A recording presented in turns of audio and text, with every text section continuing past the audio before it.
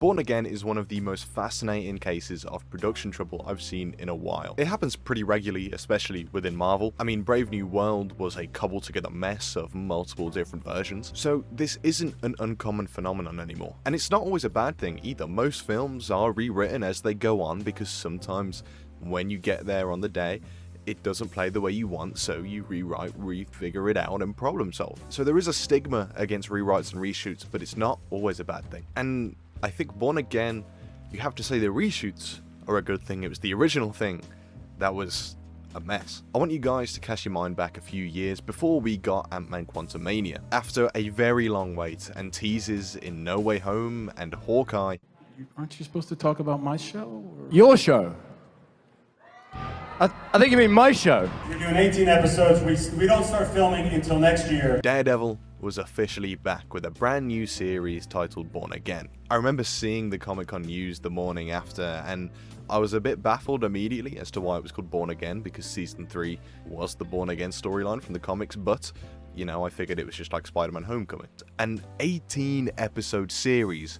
Holy shit. Boys, we had never been more back. Continuing on from the Netflix show, but with a greater role within the MCU, we can finally have these guys crossing over with Tom Holland's Spider-Man. Could we get a Defenders and Avengers crossover? The opportunities truly felt endless, but there was a lot of doubt very early on. No, please don't say that. It's difficult to get a true grasp on what the original plan was because there's a lot of fake news regarding who left at what time and who was on board and what changed, but I've done my best to piece something together. Eldon, what would you say to a grieving, angry Marvel fan? Not my idea. The writers and showrunners of the original show were two people that I'd personally never heard of, but they'd worked on Covert Affairs and Deck the Halls. Okay.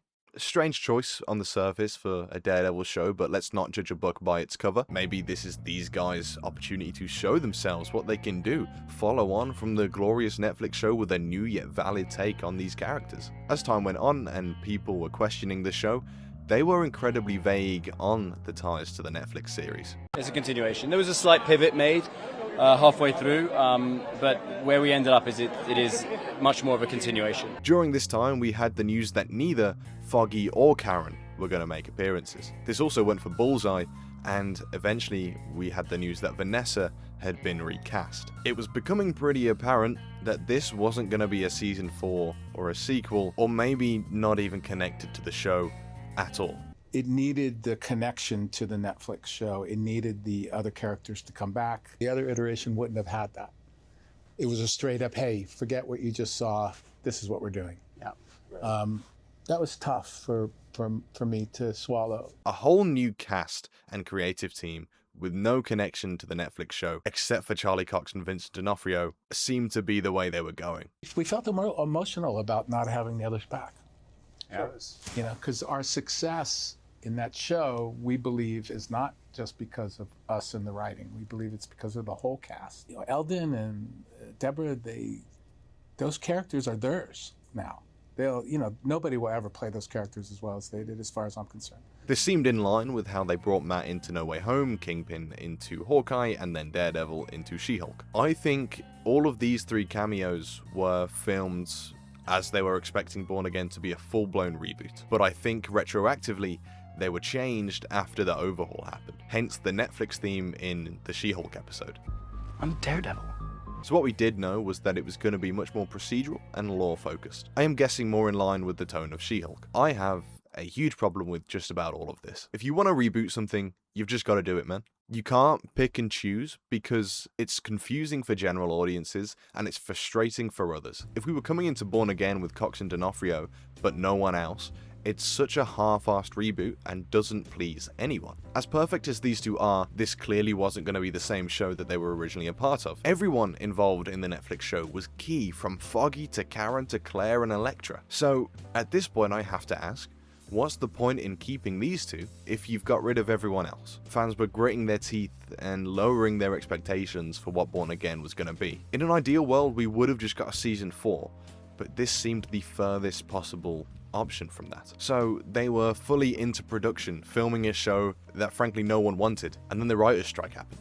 All writing proceedings stopped, and this of course included Born Again, and this gave time for Charlie Cox and Vincent D'Onofrio to raise their concerns over the new approach. Now, there are rumours that Jon Bernthal walked away from this original vision but came back after the new team was brought in.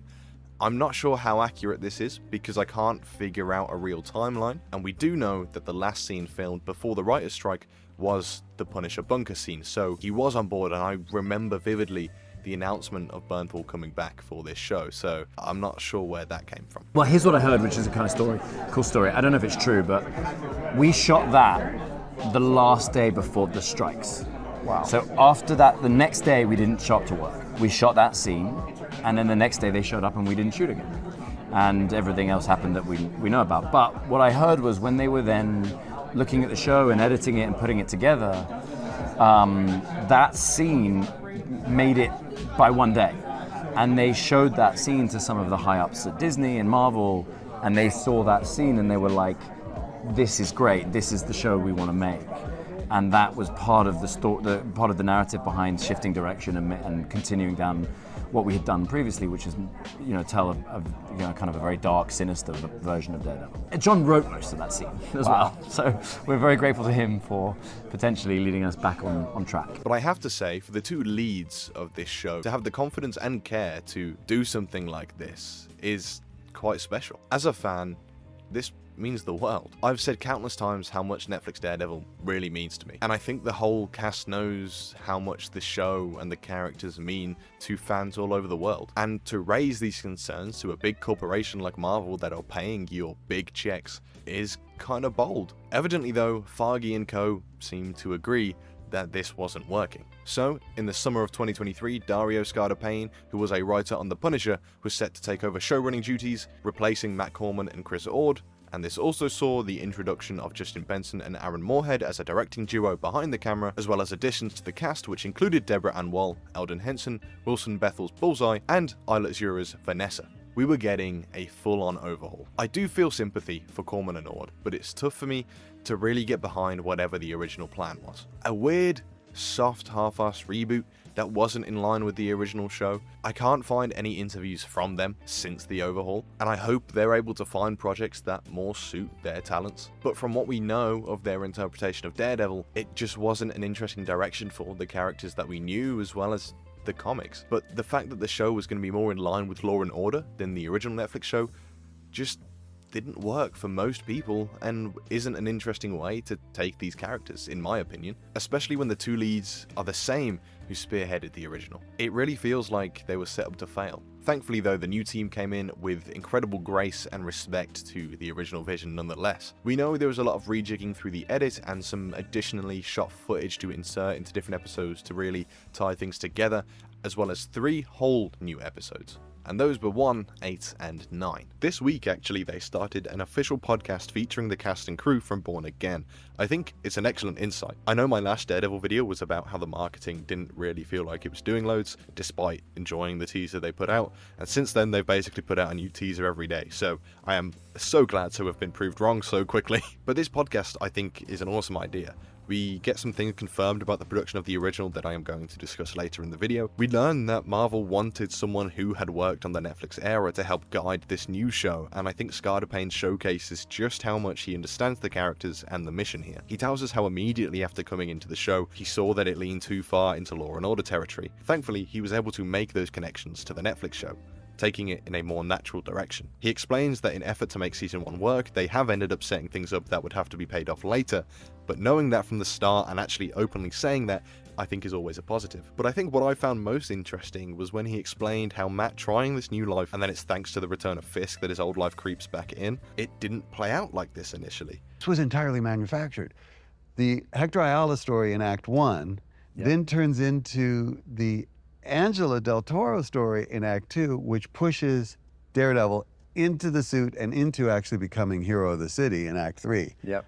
None of that was in the original version of It wasn't. And that's fascinating. I jumped back in to discuss this because the episode came out after I recorded this video, so I'm going to leave a link in the description to this podcast because it's well worth a listen. What I like about Benson and Moorhead's direction is that it does feel incredibly inspired by the direction of the Netflix series, but it also feels determined to bring its own spin. Listening to them discuss episode 1's one-shot fight was really fascinating. I have massive flaws with how they executed that sequence, but I think the ideas and understanding is very much there. Perhaps with more time, they could have crafted it with the polish and quality it deserved, rather than including that sloppy CGI smoke and those body doubles. But even then, it baffles me because the stunt work looks better than the final product. But anyway, I do think they were an excellent choice to bring in. If they did just try to replicate the Netflix show, it was never going to work. So I can safely say, with absolute confidence, I had much more care for everything they presented in their episodes as opposed to the others. It felt much more meaningful and creative. So what we understand from all this is, unbelievably, the original show wouldn't have even seen Foggy's death. It also wouldn't have seen Bullseye. I'll come back to this specific point in a moment, but already we find ourselves with a show that is totally at odds with each other. Half of Born Again is trying to make us forget about the Netflix era, but the other half is desperately trying to remind us. It's a bizarre watch, and you very much feel that. I think Muse is one of the best examples of this. The way his story concludes is in such contrast to how well he was set up. I think another great example is just the fact that Fisk is free again. I don't hate that he gets out of prison because that's always inevitable, but I do think they should have established how, because after season 3, the public opinion would have shifted in the huge time gap between then and now, but I still struggle to buy that the public would vote for him. And I don't think it really makes his motivations for wanting to be mayor all too clear. I don't hate it, and I'm really excited to see how it goes into season 2. And I love D'Onofrio. He remains, including in Born Again, one of my favourite Marvel villains. The nuance and extra compelling layers just aren't as prevalent. Going back to Foggy's death though, I think that choice encapsulates my entire issue with the original vision for the show. I think to make that choice proves an inherent misunderstanding of Daredevil for me. Foggy is an essential character for Daredevil in all forms, and Karen is right there alongside, in general, but especially with the Netflix show. So it was tough enough for them to not be featured at all, let alone the disrespect of killing at least one of them off screen. That is so tone deaf and, again, just a huge mistake. It's incredibly difficult to move past that decision alone, and it's outrageous that the new team had to deal with that. What's interesting though is how some of the original footage that we see in Born Again does see Matt tackling the weight of Foggy's death. So it makes even less sense for them to be doing this when we don't see his death or him in this show, which just makes it more confusing to me, because we're dealing with the aftermath of something that you carelessly removed off screen. Like, I don't get it. There's a scene in episode 7 of the show, which is by far the worst episode in my opinion, where Matt is saying to Heather how this new life doesn't feel real to him. This is very much how we feel as well. You realize I used to have this whole other life. This all feels fake. This must be added after the fact, right? Because it feels very meta. It feels like it is acknowledging the two drastically different takes that we're watching. But it also could have been written prior to the overhaul, which just makes it even more confusing of what they were trying to do originally. Let's briefly go back to the bunker scene between Matt and Frank. I believe this was somewhat recontextualized. You can hear how the line from Frank, as he says bullseye, is very obviously dubbed in post. Christ! So what now? Everyday bullseye goes to the chow hall. But the discussion around Foggy seemed to have been originally shot, so it's interesting that they did include an aspect of him in the original, just without the real care, I guess. Picture this scene without the events of the first episode. The weight would be gone.